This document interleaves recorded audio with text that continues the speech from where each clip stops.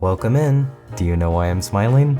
It's because spooky season is upon us, and there's plenty we can do with my already spooky game to make it more seasonal. First and most simplest, let's get some jack-o'-lanterns in the map. I already have some in the lighting. I know that's not the proper place to store things, don't at me. So all we need to do is move these to the workspace. Boom. It's like witchcraft.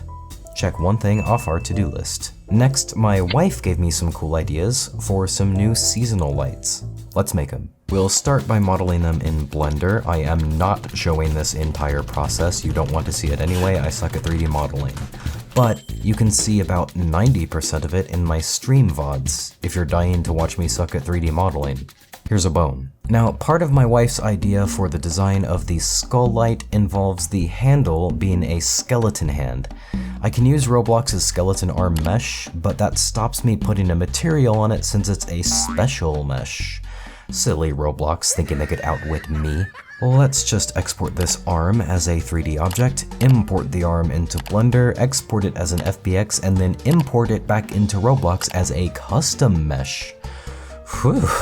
We could start a trading company with all that exporting and importing, but hey, it worked. Our current flashlights have a couple issues that I am in a mood to solve.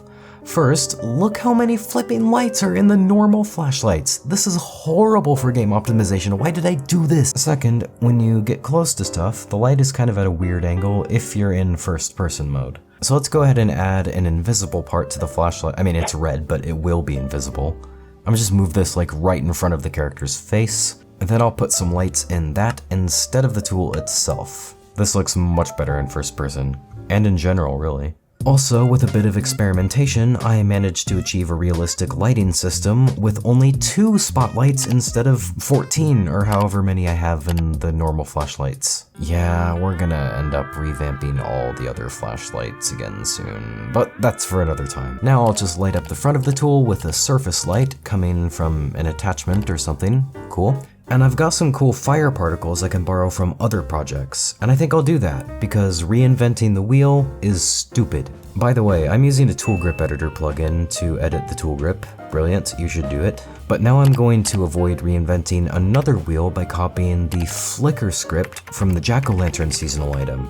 Just a few modifications later, and it works for these. After much trial and error, I managed to settle on a design for the other new seasonal light.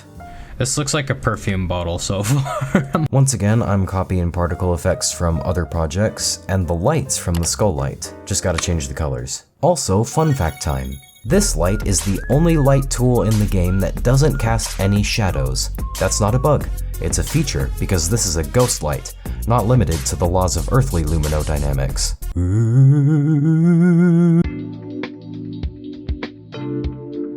Those are done. To get these, players will need to buy game passes, which we will need screenshots for. Usually when I want screenshots of my items, I bring them outside. Yeah, bet you didn't know that. They're lovely. Let's upload the passes, and then we can update the shop to sell them. Let's find the shop GUI, move these buttons up, and then show the buttons for the other seasonal items. I'll duplicate the deluxe Halloween lantern button and modify that to be our skull light button. Then we'll do the same thing for the spirit light. Luckily, for once in my life, I decided to be kinda smart while making the code for these and outsourced the pass ID value, so I just need to change this. No code changing required. Now the spirit light. Giggity. Now the buttons to let people buy the passes are done. In the replicated script storage ? Yes, we find the scripts that check if the players have certain passes and give them the correct items for the ones they've bought. Does that make sense? Let's copy some and make some shockingly similar modifications. Nice. The last change we need to make to the shop is the icon, just to let people know that there's some seasonal items available in the shop. Remarkably, it looks like I was also being kinda smart when I designed that too, because the image ID for the jack-o'-lantern icon is kept very neatly in a string value in the billboard GUI. So, one simple copy and paste later, the arrow became a jack-o'-lantern. Now that's all taken care of, we can sell these things. Since their designs are so outrageous, I also made them super bright.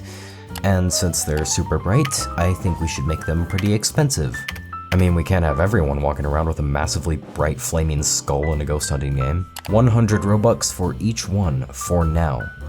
But I like to knock down the prices of my seasonal items during Halloween week, so more people can buy them then. For now though, all our work is done. By the way, you can play this game right now, link in the description. Oh, and also join our Discord server, also link in the description. Thanks for watching, and I'll see you next time.